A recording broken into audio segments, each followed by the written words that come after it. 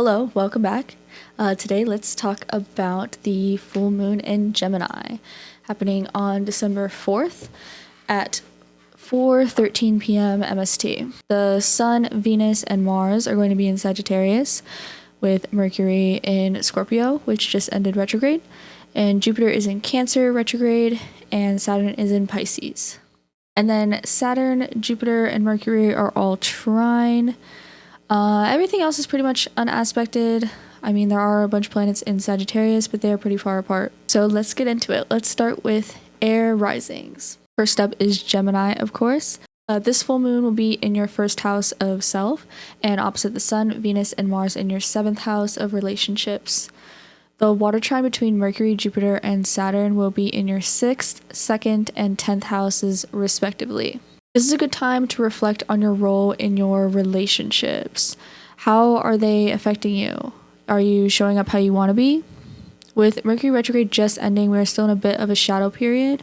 So it is a good time to reflect on the last few weeks and see what problems you were having in your relationships as well. The retrograde started in your seventh house and ended in your sixth house.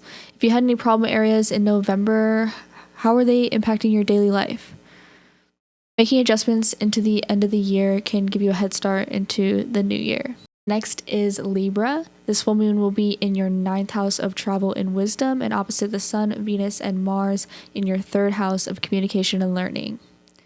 The water trine between Mercury, Jupiter, and Saturn will be in your second, 10th, and 6th houses, respectively. This might be a bit of a restless full moon. You may be seeking an escape or feeling pulled in a million different directions. The moon in Gemini can be a bit aloof, and this could just be giving you a hint of a feeling of just wanting more in general. With so many planets in your third house, it could feel chaotic with ideas, information overload, as well as issues with communication after Mercury retrograde. Mercury retrograde just ended, but we're still in a bit of a shadow period. This retrograde started in your third house and ended in your second house, highlighting the disheveled mental energy. If there are any ideas that you cannot stop thinking about during November, they may be worth pursuing now that retrograde is over. If there are any roadblocks that kept appearing the last few weeks, now is a good time to address them. Last for the air signs is Aquarius. This full moon will be in your fifth house of creativity and opposite the Sun, Venus, and Mars in your 11th house of friends. The water trine between Mercury, Jupiter, and Saturn will be in your 10th, 6th, and 2nd houses, respectively. This should be a fun time for you. Moon and Gemini in the 5th house can be giving you a lot of creative ideas, and all the planets in your 11th house can make you really focus on your friendships right now. Because Mars is present, there is a possibility for there to be some tension, but with Venus and Sun there as well, it's probably just from the focused energy. Mercury retrograde did just end, but we are still in a bit of a shadow period. It started in your 11th house and ended in your 10th house. Any tensions in your friendships have hopefully lifted by now, allowing for the fun parts of these transits to shine through. Full moons are still a good time to reflect. If you did have any conflict in November, especially if anything was left unaddressed, now is the time to deal with it. Especially in regards to your friendships, overcoming conflict will just make those connections stronger. Moving on to fire signs. First is Sagittarius. This full moon will be in your 7th house of relationships, opposite the Sun, Venus, and Mars in your 1st house of self. The water trine between Mercury, Jupiter, and Saturn will be in your 12th, 8th, and 4th houses, respectively. With the moon opposing so many planets in your 1st house, this is a great time for self-reflection as well as looking at your relationships. How are the closest people in your life fulfilling you emotionally? This could be a time where you feel a little aloof emotionally. In your closest relationships, you may just feel a little bit more focused on yourself. With Mercury retrograde just ending, we are still in a bit of a shadow period, so it's good to reflect on what happened the last few weeks. This retrograde started in your 1st house and ended in your 2nd house. Take note of any problems you've had in November. How are your actions fulfilling your values? It's time to take inventory and make sure everything and everyone around you is what you want to align yourself with. Next is Aries. This full moon will be in your 3rd house of communication and learning, and opposite the Sun, Venus, and Mars in your 9th house of travel and wisdom. The water trine between Mercury, Jupiter, and Saturn will be in your 8th, 4th, and 12th houses, respectively. This full moon might be making you feel stuck. You might have issues committing to your ideas right now or having trouble thinking clearly. You may just feel pulled elsewhere with so many planets in your 9th house. The feeling of getting away will probably be very strong right now. Especially with Mercury retrograde ending, I mean, we still are in a bit of a shadow period, but retrograde started in your 9th house and ended in your 8th house. This is a good time to reflect on any big feelings that have come up the last few weeks, especially in regards to moving forward or changing. I wouldn't do anything drastic right away, but just noticing how you've been feeling can set you up for making healthy changes into the new year. Last for fire signs is Leo. This full moon will be in your 11th house of friendships, opposite the Sun, Venus, and Mars in your 5th house of creativity. The water trine between Mercury, Jupiter, and Saturn will be in your 4th, 12th, and 8th houses, respectively. Lots of creative energy is available to you at this time with all the planets in your 5th house. You may be dreaming big or thinking about your long-term goals in general. There's also a bit of a focus on your friendships right now. You may be feeling a bit impulsive too. Mercury retrograde just ended, but we're still in a bit of a shadow period. It started in your 5th house and ended in your 4th house. What problems arose in November when it came to your creative projects? This is a good time to reflect and find solutions moving forward. Next up is water signs, starting with Pisces. This full moon will be in your 4th house of home, opposite the Sun, Venus, and Mars in your 10th house of career and reputation.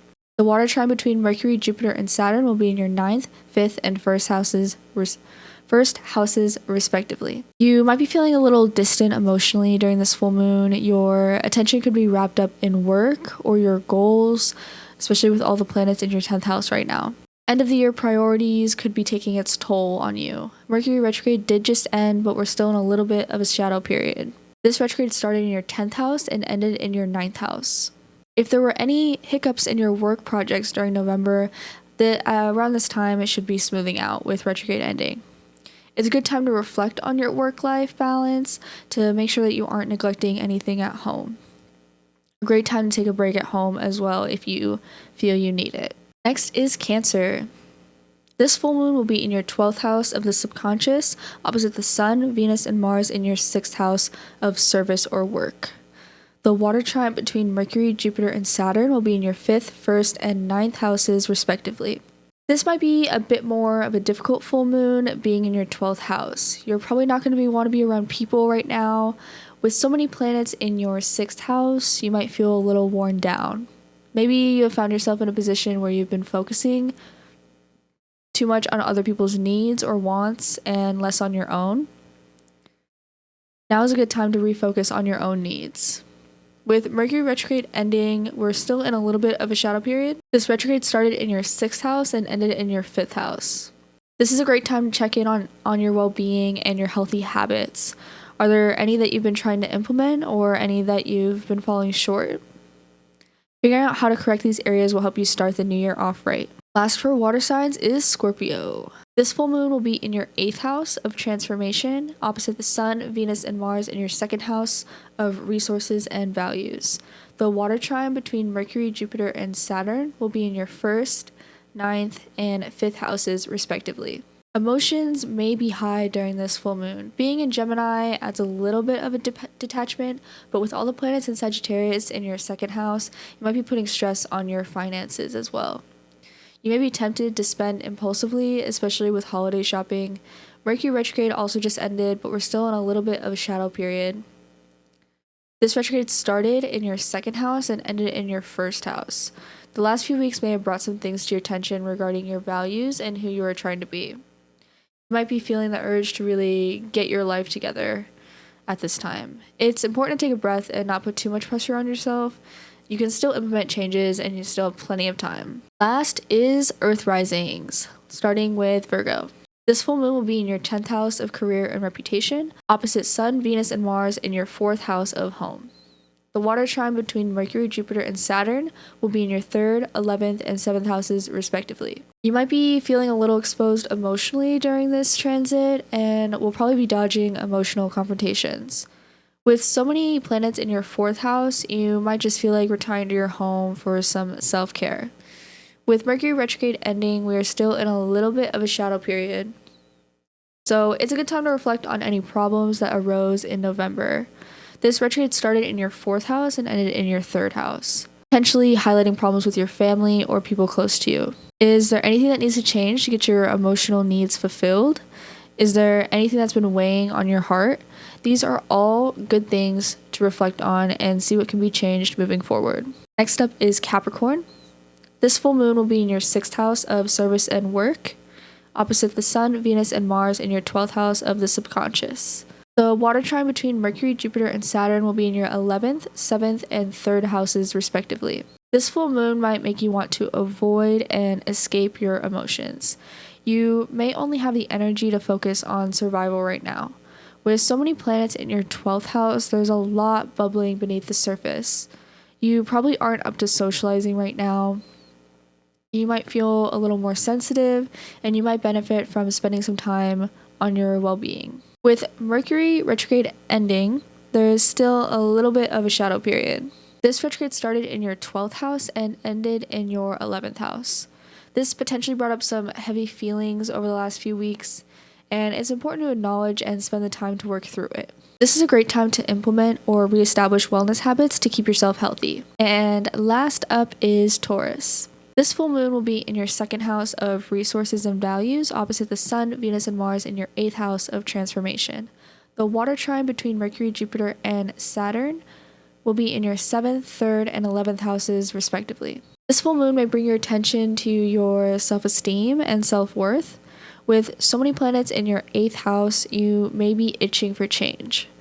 Being careful with your money at this time is something I would strongly advise, even if it's something for that change you seek. Mercury retrograde did just end, but we're in a little bit of a shadow period. This retrograde started in your 8th house and ended in your 7th house. This is a good time to reflect on any parts of yourself that you don't like to face. Remember to reassure yourself on your achievements and be gentle with yourself, as the air may be feeling pretty heavy around you during this full moon. And with that, that is all the signs for this full moon in Gemini. I hope this was helpful for you, and if you have any questions, please ask away. And until next time.